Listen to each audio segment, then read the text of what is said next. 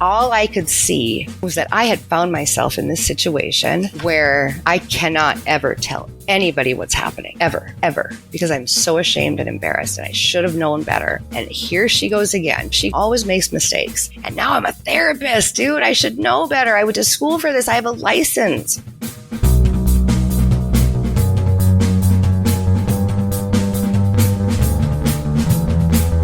Hello and welcome to another episode of Bunny Hugs and Mental Health, a free safe space for people to learn from others' experiences with mental health and addictions. I'm Todd Rennebaum, a suicide attempt survivor and in recovery of substance abuse.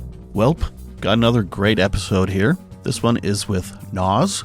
She's a therapist, counselor, social worker, and someone with a lot of lived experience. We're going to discuss all of that. She was also on a friend of mine's podcast called This Is Actually Happening, and another friend's podcast, Trauma Bonded. So in the conversation, if you hear us talk about the interview or the podcast, those are the ones we were talking about. And Ellie works for both of those podcasts. It's a long story. Anyway, please be sure to check out my other podcast series that is out now. It's an 8-part series about trans people in Saskatchewan. It takes place in Saskatchewan, but there's a lot of universal trans issues involved in that whole series, so you don't have to be from Saskatchewan to listen to it. That series is called Transgression, My Search for the Real Trans Agenda in Saskatchewan. You can find it on all the big major podcast platforms. But anyway, back to this episode. So without further ado, I give you Naazh.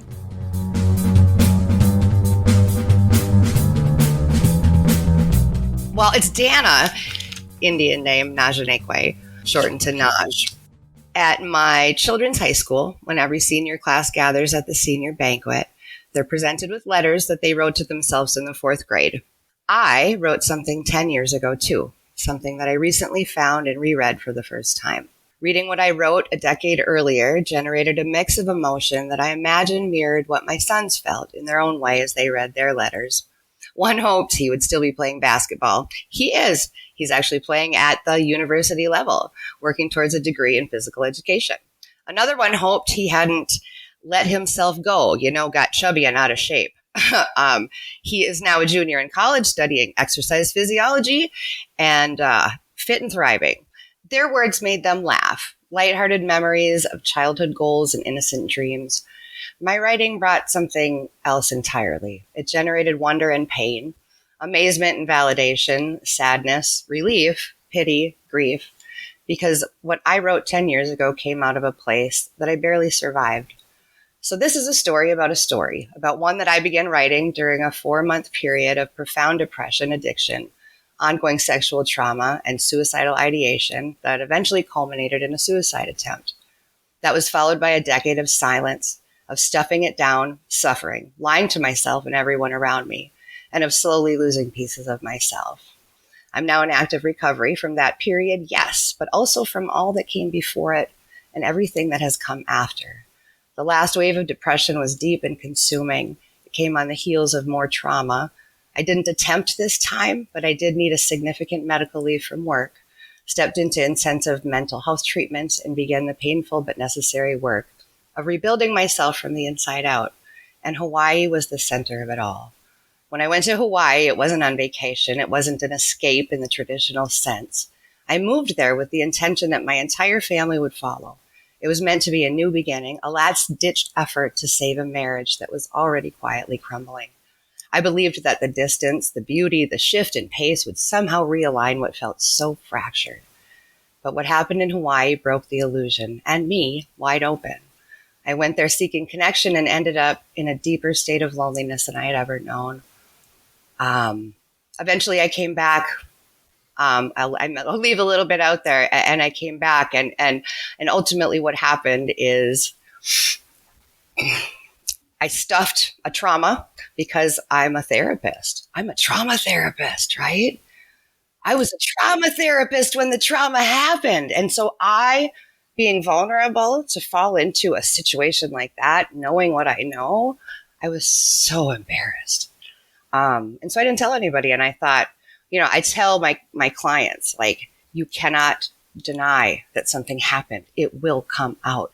And for some reason, I thought I was going to be different, right? and it came out, and I had forgotten that I wrote all of this stuff while I was in Hawaii going through this. And what I had been writing there was essentially, I was writing a different story. So a huge example of that is the initial rape. The first time that I was sexually assaulted and I wasn't drugged and I was aware it was happening. When I wrote about that, I called it Making Love. And I wrote about it like it was my first time making love. And I wrote about how beautiful it was and how wonderful I felt, because I had to.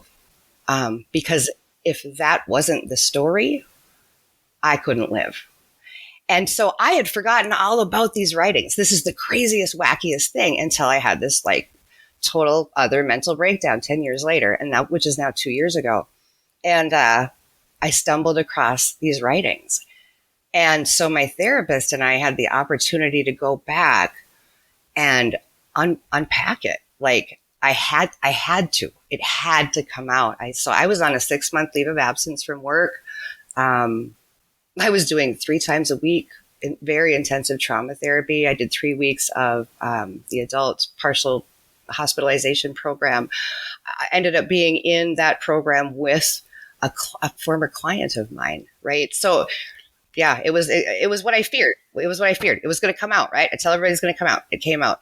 So essentially, on This Is Actually Happening, I was really, really focused on Hawaii. You know, a little bit about the stuff that happened before that made me vulnerable to that I realize now. But there wasn't really a lot of work afterwards. And so I think what This Is Actually Happening did is it gave me the opportunity to then really continue that work on a deeper level. So it's a huge story that initially started with this chunk in the middle that kind of, I don't know, it's kind of an interesting little ditty. So that time in Hawaii, it was only a 4-month time span? It was actually from September to May, but I was only alone with this person for 4 months. I see. Okay. Do you want to kind of... Yeah, like, do you like it when people call it vague booking on Facebook? You know, they like drop a little bit. I'm totally vague booking right now. Like, what the hell happened to you, lady? Right? So, okay. So I was in a really rough marriage. I had been married for must have been about 10 years. No, it was longer than that. I don't even remember at this point. I was married. I had 4 kids. I was a therapist. We had a number of things happen. You know, I had some childhood trauma, and then our house burned down, and just all of this stuff. And my ex-husband, who I just want to preface this with, I would consider him today a really, really good friend of mine. Married to him? Oh, no. His fiance now, like, really, I literally was like, here's the baton. You take it to the end, dude, because my part of the relay is over. Love her to death. God bless her soul, man. But we were toxic. He's got trauma. I had trauma. We didn't know how to work in a relationship. Like, it's the one thing that is probably, you know, parenting and relationships, the things that we don't have instructions on how to do. And every experience that we have in our lives affects the way that we interact with people, right? So you put 2 traumatized people together and then be like, oh, make it work, right? Until death do you part. Put up with it, man. Like, yeah. And here's 4 kids. Yeah, right? Because one more is going to help after the fire, right? That'll bring us all together. And I honestly think that it was this, something needs to change.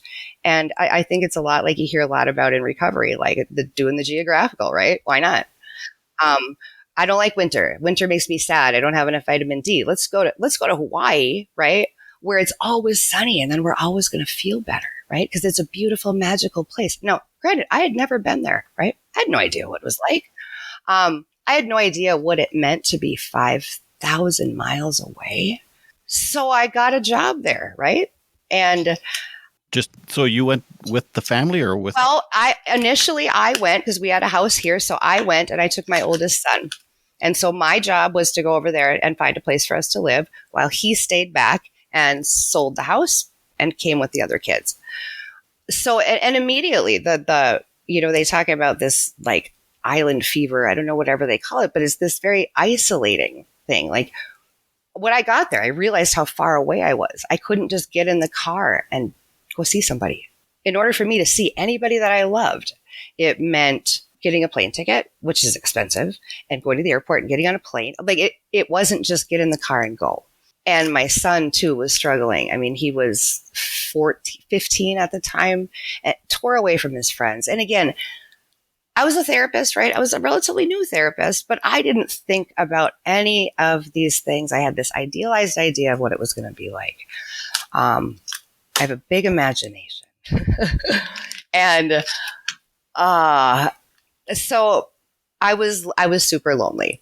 And in the meantime, I had met, and they're adult men, whether they're your uncles or not, it's all uncles. Everybody's uncles and aunties, and it's just kind of a cultural thing. And I had met this older gentleman who kind of befriended me, and he was very into the music scene, and I'm a singer, and he had a daughter my age, right? So this literally like a father figure, right? And I talk a lot about how when we're craving connection, we're starving, right? We're wired to be in companionship, in connection with other people, right? Without connection, we die. Literally, we die. Gabor Mate says connection is the opposite of addiction. I mean, it's the opposite. I mean, it is the ultimate thing that we crave in our cells, right? And so when I'm isolated and when I'm craving that, you can throw me a breadcrumb, and I am going to think you threw me like the most wonderful, beautiful dinner. And I think that people pick up on that, right? And I think if you're an empath, and I think if you are a little bit not neurotypical, and I think if you tend to trauma dump as soon as somebody gives you the opportunity to talk and you give them all your secrets, I think that it's a setup. It's a setup to be taken advantage of. Something that I've learned, right? At the time, I just didn't have this. I didn't have this knowledge, right? And that's what happens. That's what makes us vulnerable to these things happening. And so,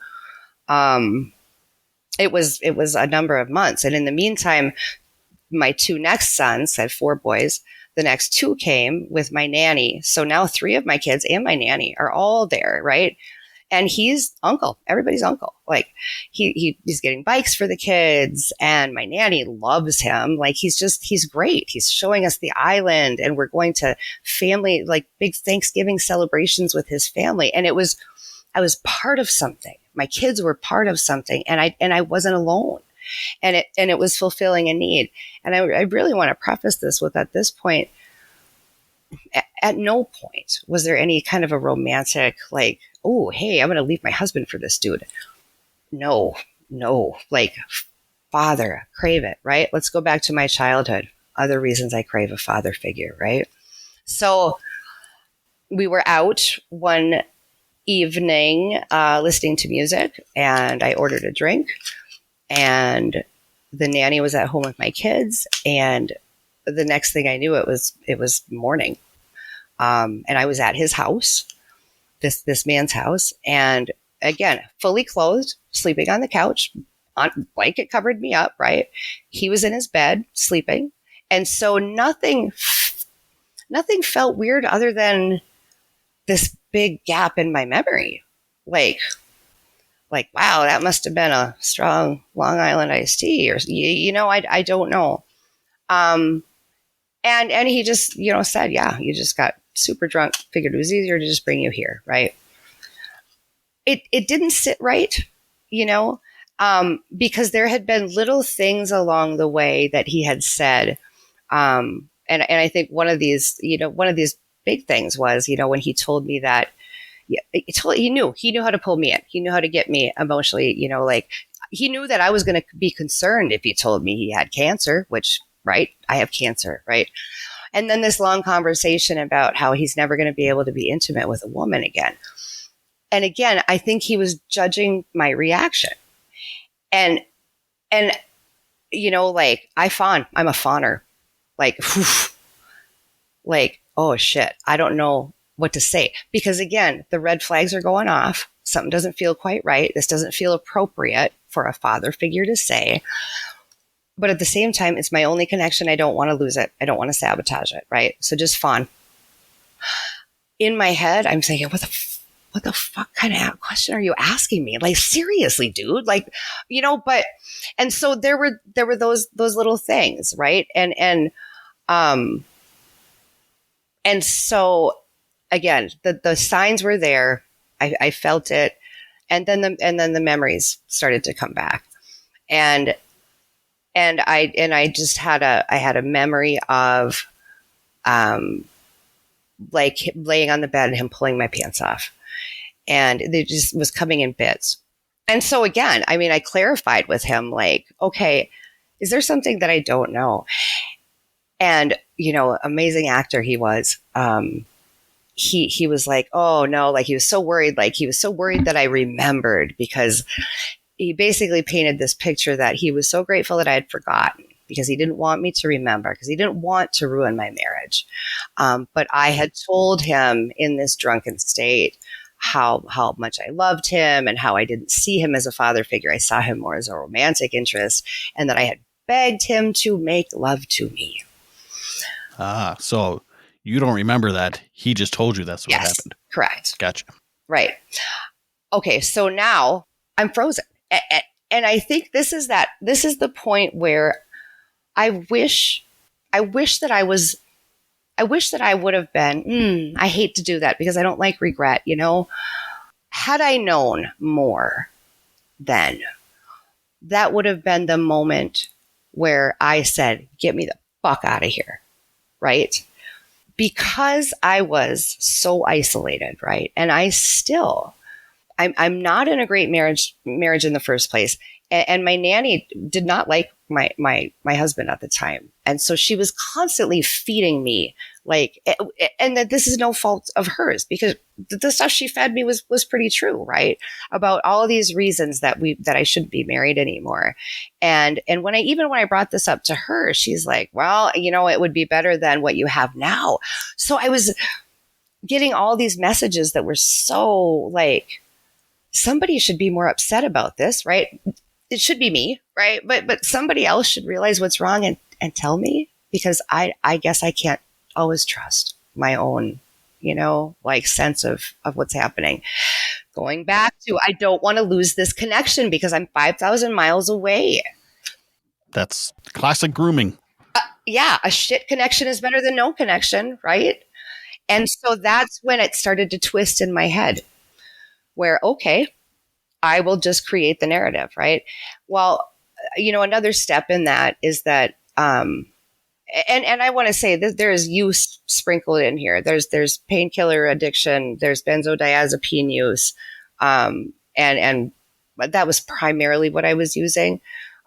Once upon a time, legitimately prescribed. At that time, very much being abused, I called my husband and I told him what happened. And I mean, essentially he said he didn't believe me, that I was drugged and raped. Did he think you just slept with the guy, or did he just think none of it happened? He thought I just slept with the guy. Right. So now I have this guy telling me, I don't remember anything, but this guy telling me that I told him this is what I wanted. Now I know that's not true, right? I know that's not true. And then I have somebody 5,000 miles away saying he doesn't believe me, which is, again, betrayal trauma, right? Like, you're the person that's supposed to have my back every single fucking time, right? And then I have my nanny saying, well, if you had to choose, right? I don't want to choose fawn, which ultimately kind of morphed into friend, right? So the use increased. There's a lot of gaps in time, but ultimately, my now ex-husband came and and took the kids back to the mainland and left me there. I don't remember them leaving. I was there. I don't remember. He says that I said some pretty awful, hurtful things. Whether or not that's true, I don't know. I have forgiven that part of me that needed to be checked out. She was doing what she needed to do to survive at the time. Along with, right. So then so then, things would happen and I would write and I would rewrite the story. I would rewrite the story the way I needed it to be told. And I learned to, even though there was repeated sexual assault, I tried to see it as something that I was consensual about. And nobody back in the States, it's so weird because I don't even know what people thought. I truly don't. There were rumors that I was I had an affair with a drug dealer, that I was on meth, that I'd left my husband for sure. I mean, that was the big thing, totally by choice. And he was just getting that oh, you poor thing. What a horrible woman that you were married to. And so I called my kids every day, and I don't know how we just kind of skated through this. Nobody really talked about what was really happening. I certainly didn't. I told everybody I was fine. I was happy. I was taking care of this guy who had cancer. That was pretty much what I led it up to. He was incredibly possessive, wouldn't let me go anywhere by myself. At one point, my sister actually came to the island on vacation, and I went and saw her and visited with her. I was so happy to be there, and woo, it's so cool you're here. Isn't it a great island? And, he was sitting in a truck watching me the whole time. At one point, his mom, he went to go visit his mom for some reason, and she lived on another island, and he left. And that was when I found a shoebox in his closet that was full of pictures of women laying naked on his bed, obviously drugged. And I was in a picture. And again, all I could see, I had found myself in this situation where I cannot ever tell anybody what's happening, ever, because I'm so ashamed and embarrassed, and I should have known better. And here she goes again. Dana always makes mistakes. She always screws up, right? And now I'm a therapist, dude. I should know better. I went to school for this. I have a license to do this.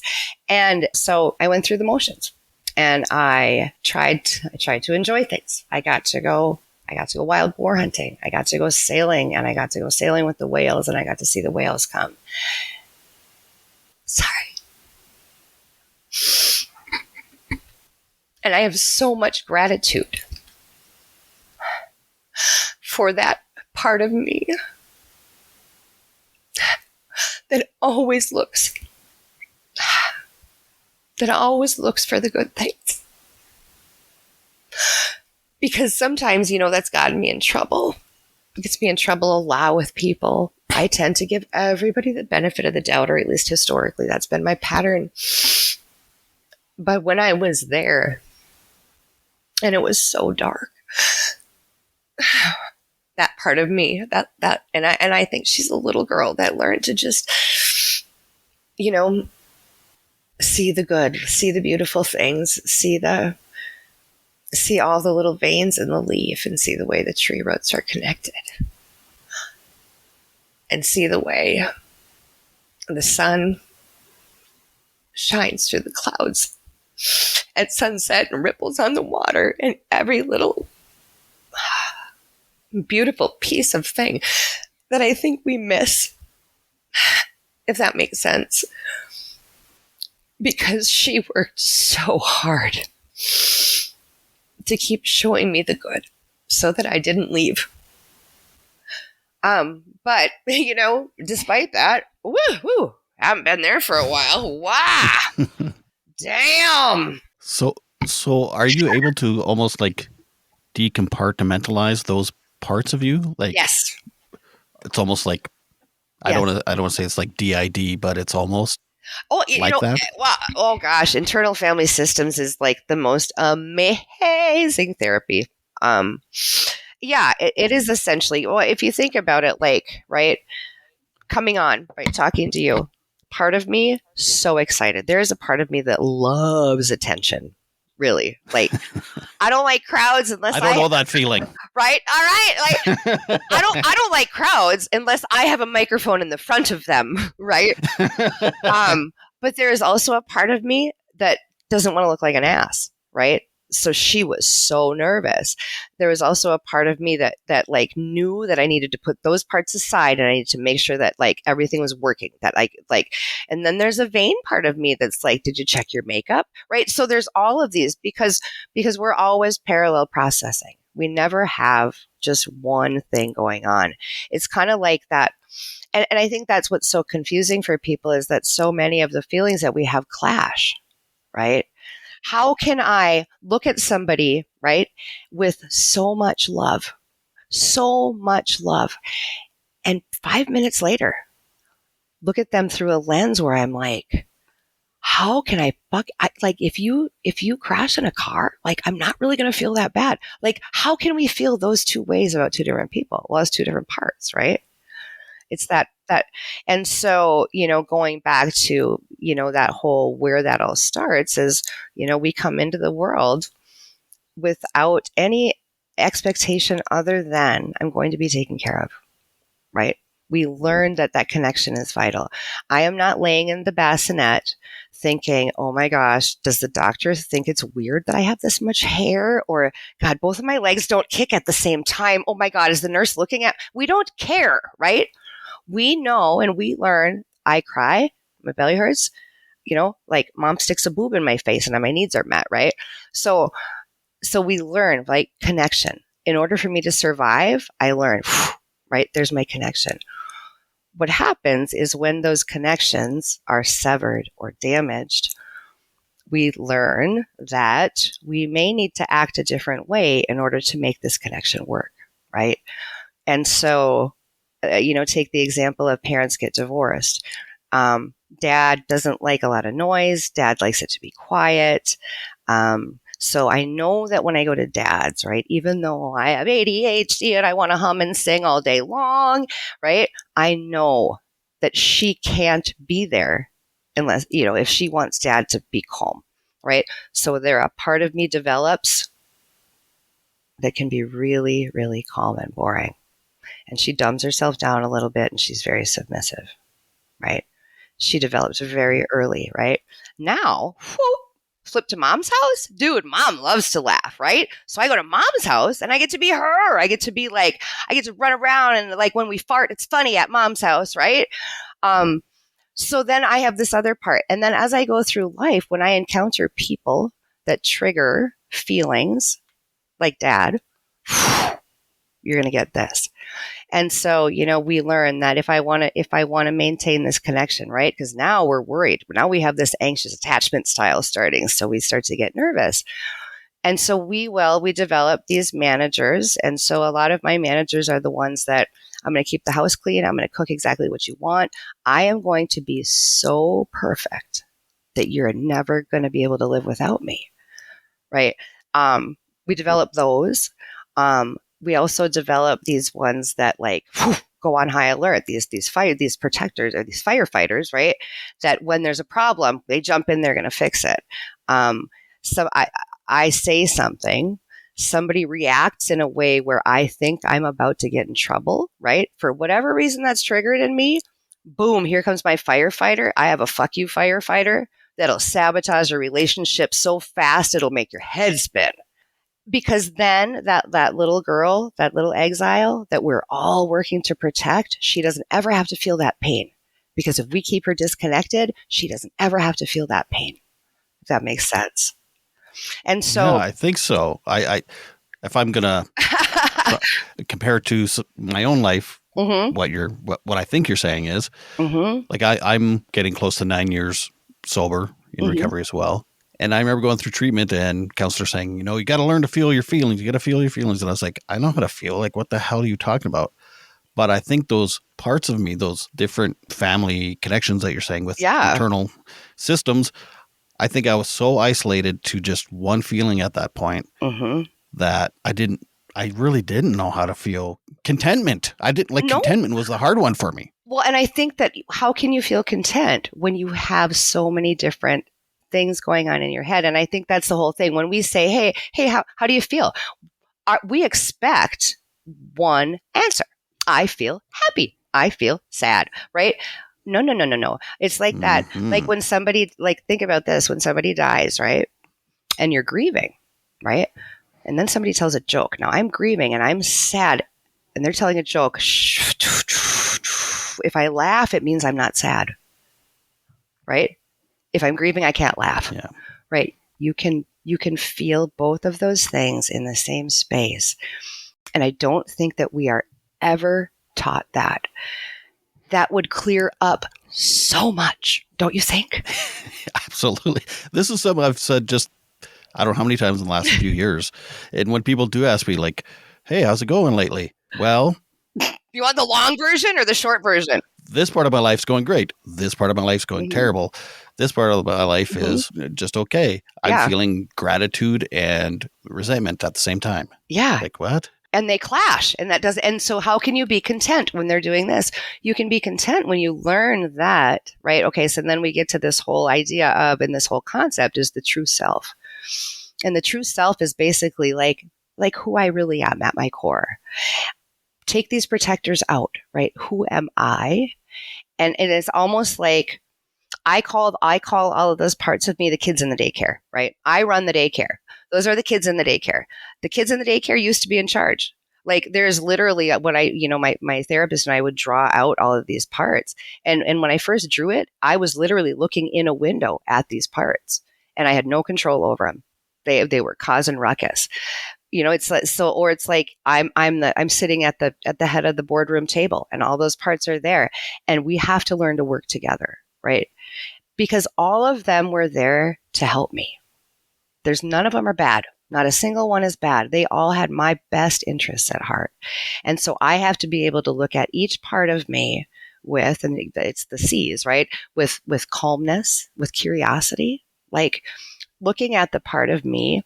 I hate slut shaming. I hate slut shaming because do you know how common it is for women, girls who are seeking connection to physically seek that connection through sex, right? Right. And so I have to be able to look not with disgust at that part of me, but with curiosity and compassion, right?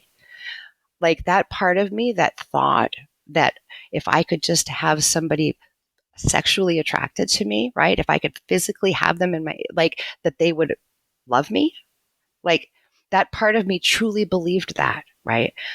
But I have to be able to have compassion for her. And so it's, being calm and being clear and being confident. Like I'm confident now that I can run the daycare, right? Now, every once in a while, I'll be like, stay home. I don't need you here. And so it's just about all of that, just kind of coming to terms with, and each one of those parts of us has a story to tell and needs attention. Right. So if the part of me today that was worried about how I looked, like the part that wants me to look good, so that, the vain part, because she wants people to like me, she wants me to look pretty. If I would say, that's not important, right? I would worry right now about how I look. But because I took the time, right, to listen to her and to say, okay, let's turn on the camera and let's just check how we look, right? She was able to be quiet. And so that part of me that maybe would have caused anxiety, I don't have to deal with right now. A new season of Love Me is here. Real stories of real, complicated relationships. It's not even like a gender. I mean, it's wrapped up in gender, but it's just a really deep self-hate. I think I cried almost every day. I just threw myself on the floor. He's coming on really straight. It's like he's trying to date you all of a sudden. Yeah, and I do look like my mother. Love Me. Available now wherever you get your podcasts.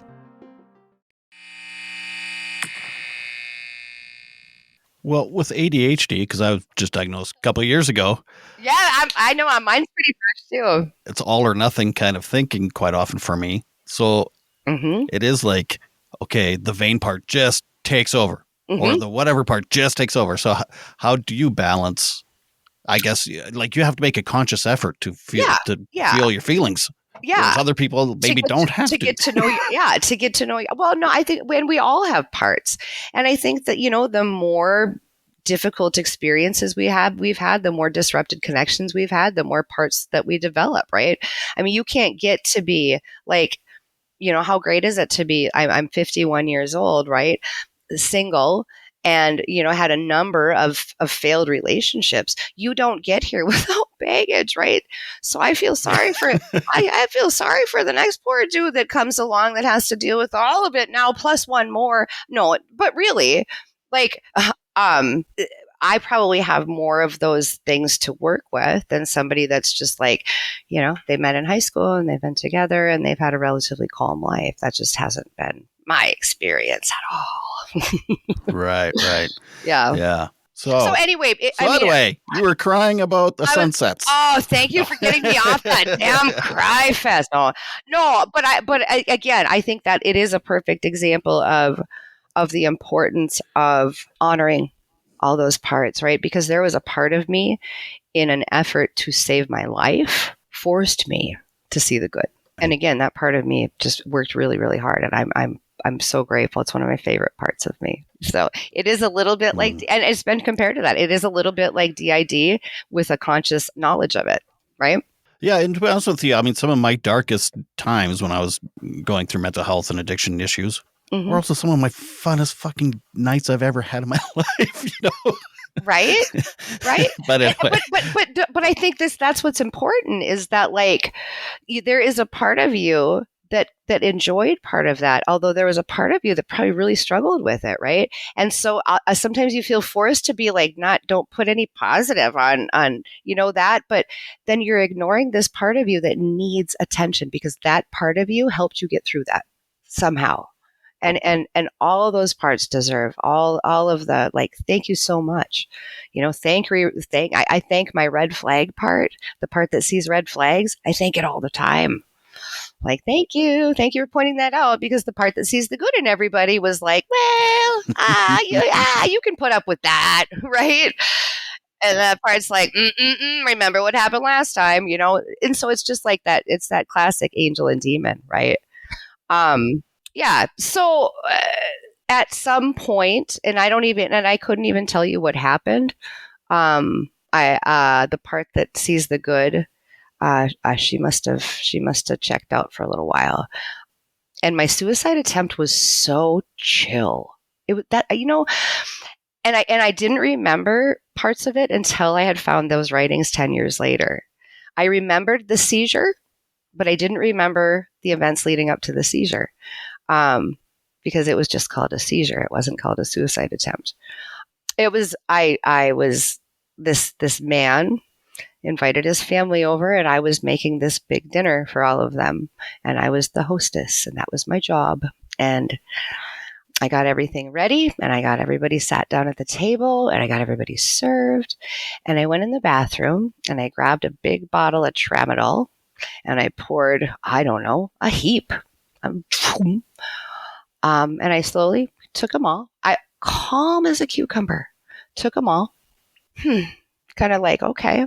Went outside, called my kids, told my kids how much I loved them. It wasn't like I was saying goodbye. I was just like, call my kids. Sat down, smoked a couple cigarettes, went in, checked to make sure everybody was okay. Went back outside, smoked a couple cigarettes. I feel like I got a little bit nauseous, maybe. And then next thing I know, there's paramedics and I'm on the floor and there's blood in my mouth because I had bit my tongue and I had peed my pants. So I had a seizure.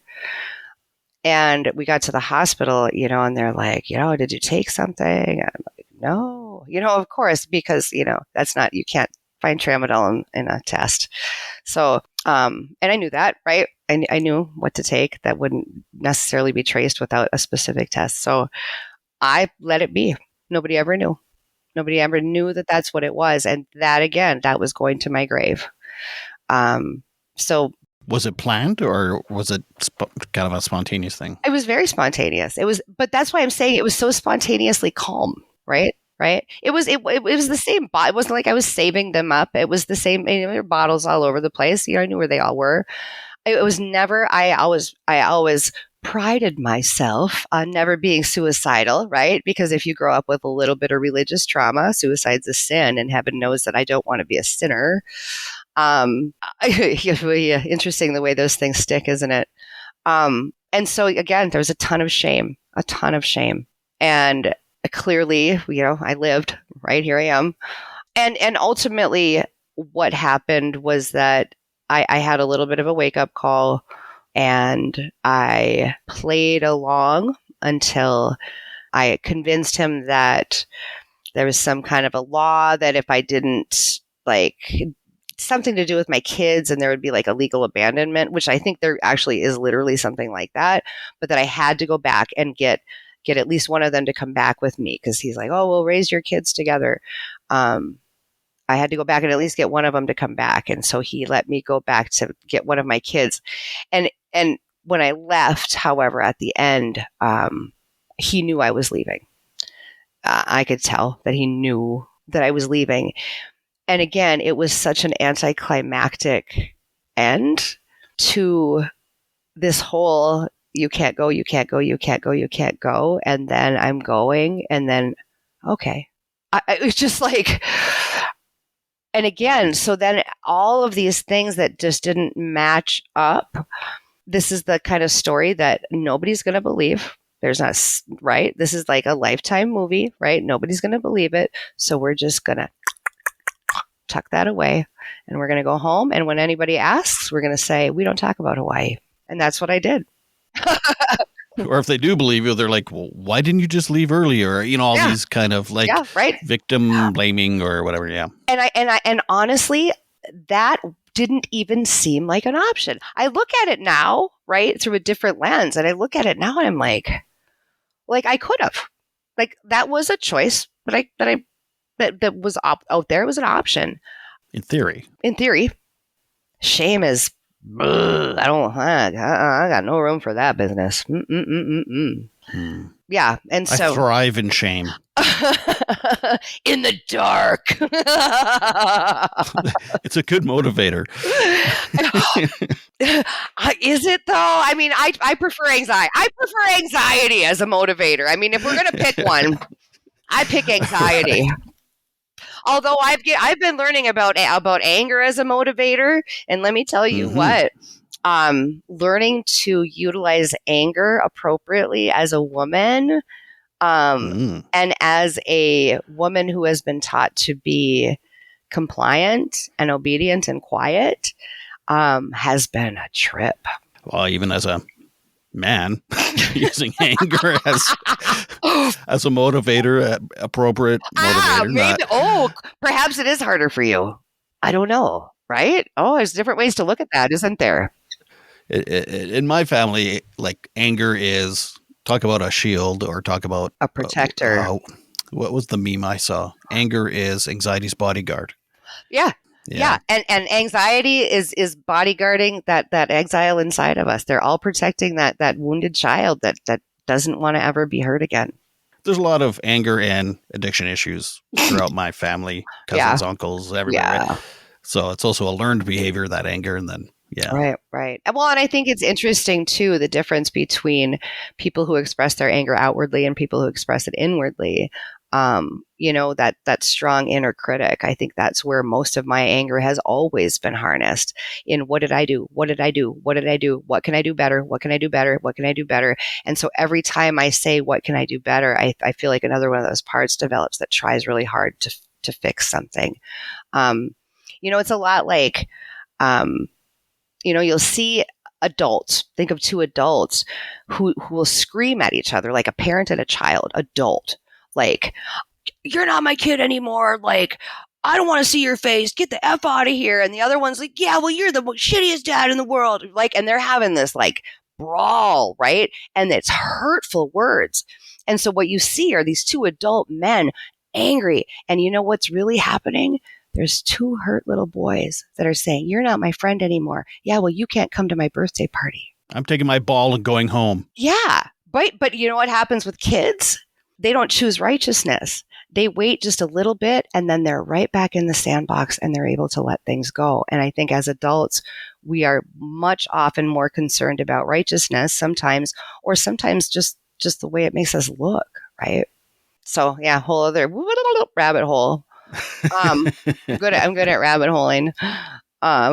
So that in essence is kind of the story of Hawaii. And I think what sharing that story initially did, is it opened me up to a whole lot of, it wasn't a whole lot. Most of it was positive feedback, but I did take the negative feedback and I utilized it, right? People were saying, wow, you just say to your kids, like, we don't talk about Hawaii, right? And I think at that point I had been so focused on my own healing that I hadn't thought about what, and now my kids are adults for them. Well, 3 of them. And I wonder what they think was going on. And so I realized that I needed to address that. I realized how important it is if I look back on my own childhood, when there are things that didn't make sense, like the fact that I think this is perfect when we talk about love languages. The only way that my dad knew how to show love was to go to work his ass off, and make sure that we had a place to live, food to eat. We got to go on vacation every other summer. I always had clothes. He worked, right? That was his love language. Unfortunately for me, I didn't know that, right? I just saw my dad's never around. My dad must not love me. So that, right? The way that I saw that then, looking back now, I see, yeah, he did, right? So essentially I look back, and until I understood that, right, that my dad was doing the best he could with what he had, and it made sense to me, that was going to be a hole. And again, it's like a part of me that developed that felt like I was not lovable to my dad, that needed to know, no, your dad showed you how to love you the best way that he did. And you know what? You deserved the love, right? That you deserve to be loved in the way that you needed to be loved, right? But here's what happened. And so that part got to have a voice and say, I needed something different, right? I was looking for something different. And then an explanation as to why I didn't get that. And then I can learn to provide that to myself, right? I can nurture myself. And I can go back to that little girl, and I can imagine her sitting there waiting for her dad to come home and waiting for her dad to read her a book. And I can hug her and I can tell her, you know what? If he would have known how to do that, I know that he would have given you that. And I could just sit with her and have compassion and let her know that she's okay. And so it's kind of like you take it back to that, every one of those parts, understanding it. And I wanted to be able to provide my kids with, I wanted to fill in that hole. I wanted to give that part an accurate understanding, maybe, and the opportunity to verbalize what it thought was going on and ask any questions that it had. And that came out of people saying, you're a bad mom. Yeah, right. Did you sit with a counselor or was there a referee, or was it just heavens, you yes. and your kids? No. My therapist has guided every piece of this. I mean, from the writing the book, every podcast that I've been on, you're number 3. I act like I've had this big, long history of being on, podcasts, but seriously, I mean, we talk about each one. We talk about how would you deal with this? How would you deal with that? And so with my son that I started with, of course, I picked the one that's going to school to be a therapist. And I shared the episode with him because, again, my kids didn't even know I recorded that. They had no idea. And that's they didn't know the story at that point, the full story. No. Oh. No. Interesting. No, I know, isn't it? Right. And it took, I feel like, no kidding, you should have addressed that. But again, I was so wrapped up and trapped in my own trauma, and then working on unpacking that. And I feel like this is what happens, right? The teacher comes when the learner's ready, right? And the student, I was ready. And so all that feedback came right at the right time where I'm like, you know what? I feel pretty satisfied with where I'm at. So now I'm going to open this up to my kids. And so I had him listen to it. And then the very next day, we had a joint session with my therapist. And she guided it, and then she offered him an additional private session if there were things he wanted to talk about that he didn't want me there for, that felt safer without me there. And it was great. I mean, it was hard because, again, my perception of the pieces of his childhood that were probably the worst weren't. I was wrong. And again, we look back at our own childhood, and I'm sure my mom's perception is very different than mine. Yeah. I wonder what my parents think was the worst part of my life. Right. What was the most traumatic thing you went through? I bet it would be a little bit different than what you think. Yeah. And then now they're going to be 19 and 21 here coming up. It's like, I'm always like worried about stuff I said and did, but for all I know, it's completely other stuff that they're going to hold resentments and whatever about. And also, the funny thing is with that kid, Hawaii was nothing. It was nothing. It was a drop in the bucket. What was He's worse? Like, we had a nice break from you. Well, with the exception of finding out that I tried to kill myself, he was devastated. Right. He was devastated. And to hear it from him say, "Why would you ever want to leave us?" Oh, but in that moment, I thought they were better off without me. Right. Of course. Right. Yeah. And that, I think that, you want to start talking about like when people say that suicide is selfish, like, don't get me started. Don't get me started. Yeah, I got the same look. Right. Yeah. I don't know if you know, but I'm a suicide attempt survivor myself. Yes. Okay. Yeah. And so for him, that was really hard. And for me, I talk about suicide all the time. I think the more we talk about suicide, the less it happens. And so for me, that's such a no impact issue that, a suicide attempt, right? But then for my kid to hear it, like, I called my kids and I said, I love you, and then I went to die. Like, that wasn't cool with him at all. But really the worst was when his dad and I were fighting. He said that we were so preoccupied with our own dysregulation that he felt responsible to take care of his younger brothers, and he was little. And I, at that time too, I felt like I look back at that time and feel like I was also a victim. And to think that he saw us, the parental unit itself, as toxic to them, us together, right? Oh, like that's deep. Isn't that kind of profound? Like, I want to talk about parts. Well, that's basically what generational trauma is like you're the victim and the cause of the next people's trauma. Right. But I can conceptualize that with people all day long in my office. right, exactly. But then applied knowledge, like, right? What's at least for myself, my number one fear? I'm fuck up my kids. Sure enough, I kind of did a little bit here and there, but I think we ripple their water. There's no doubt. There's no doubt. Some ripples are bigger than others, but I think it's the fixing. And that takes some vulnerability, and that takes the willingness to be authentic and to own mistakes.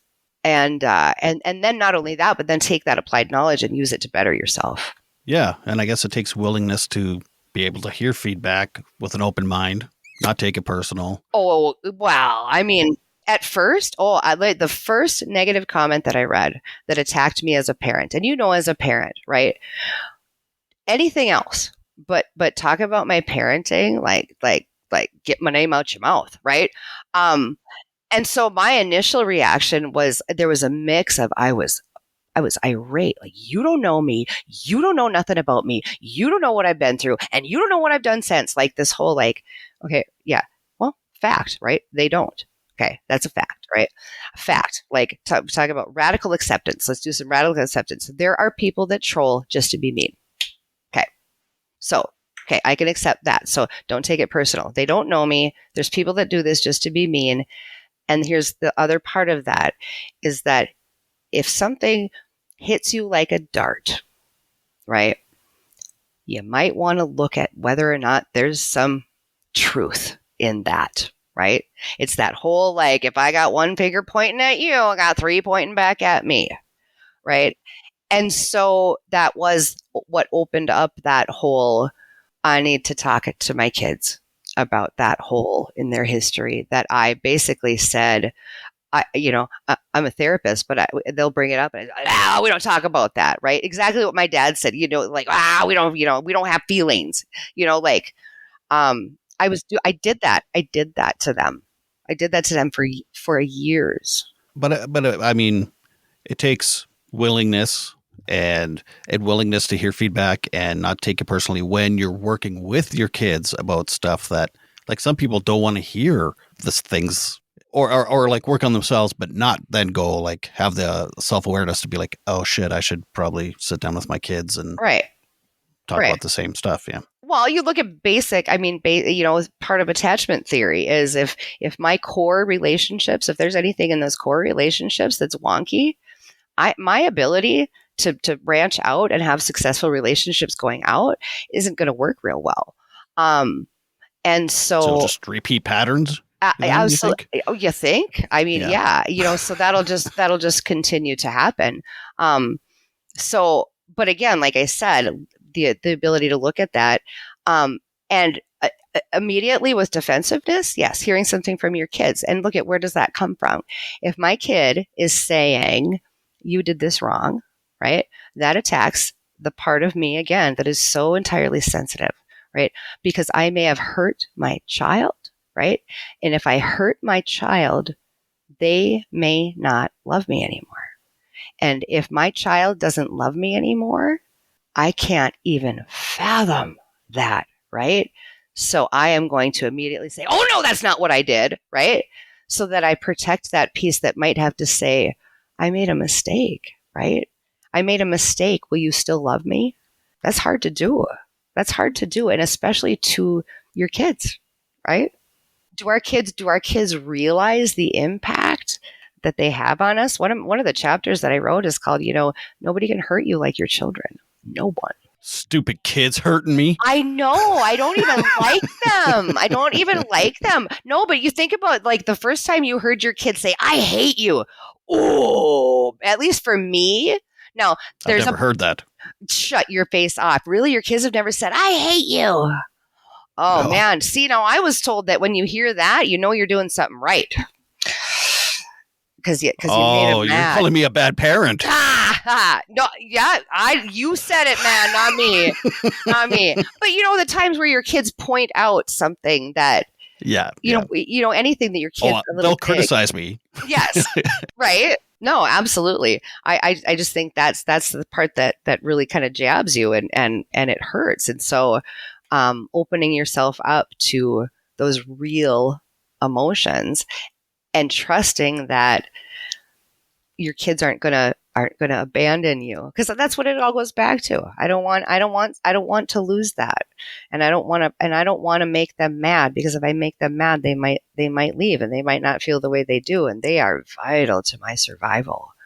I think a lot of people parent that way out of this fear that if they don't do certain things, their kids aren't going to like them anymore, right? There it is. See, they might not say, that's why they don't hate you. We don't talk about that. I tell you what, I am raising, so I'm 51, right? I am raising a 5-year-old. So we did foster care back in the day, and one of our foster daughters, biological daughters, now I am mommy now. So it's kind of fun because I'm mommy and my ex-husband is grandpa. Go figure. I used to be grandma, but yeah. So yeah, from GILF back to MILF. Anyway, so we go to kindergarten roundup, right? And we walk in, and I'm like, oh yeah, she's starting kindergarten. I'm starting menopause. Going to be a great year, right?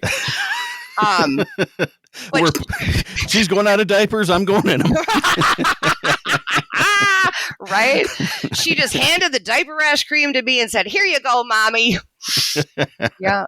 No, she's got a totally different mom, than my boys had, because I've learned that when she cries and she pulls at my heartstrings, right, that I can't cave. And now I've also learned, I raised 4 boys, and now this one's a girl. Oh, they're different.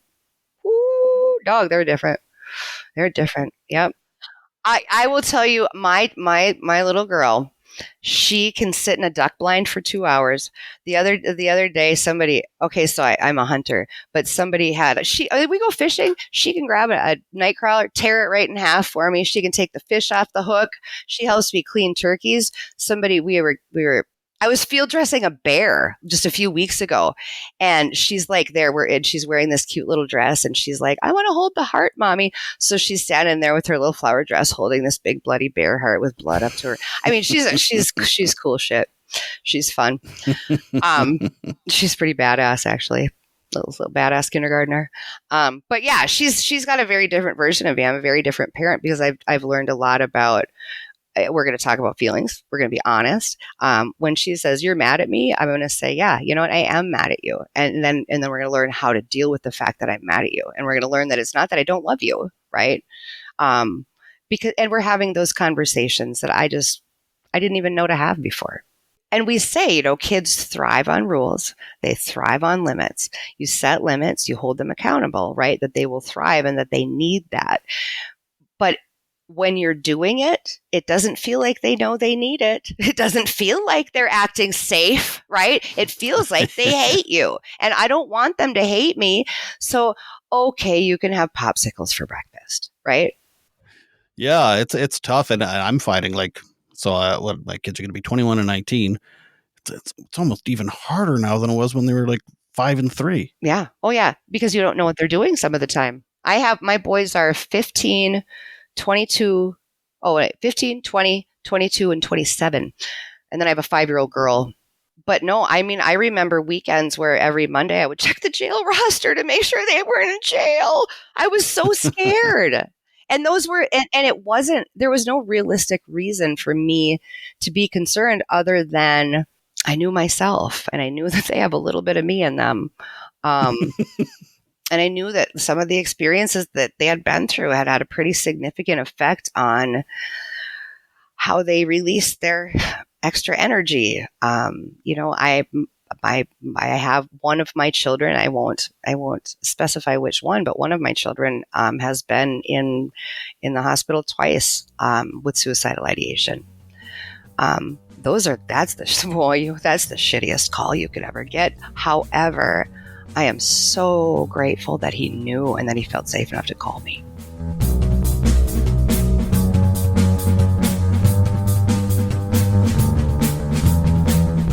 Well, thank you very much for that, Naazh. Naazh is, as you could see, maybe not see, but as you could hear, Naazh is very knowledgeable, sweet and funny and kooky and all the things you would want in a person, especially a therapist. If you want to reach out to Naazh, you can go to the show notes and there's links to her website and her Instagram there, and also to my website and all that stuff. I've noticed some of the ratings and reviews have dropped off a little bit. If you haven't rated or reviewed this podcast yet, please do so. It is invaluable and it is so appreciated. Doesn't matter what podcaster you're listening to or what podcast you like, I suggest you do it to all your favorite podcasts because I can't even explain how it helps. It's because I don't fully understand, but it does help.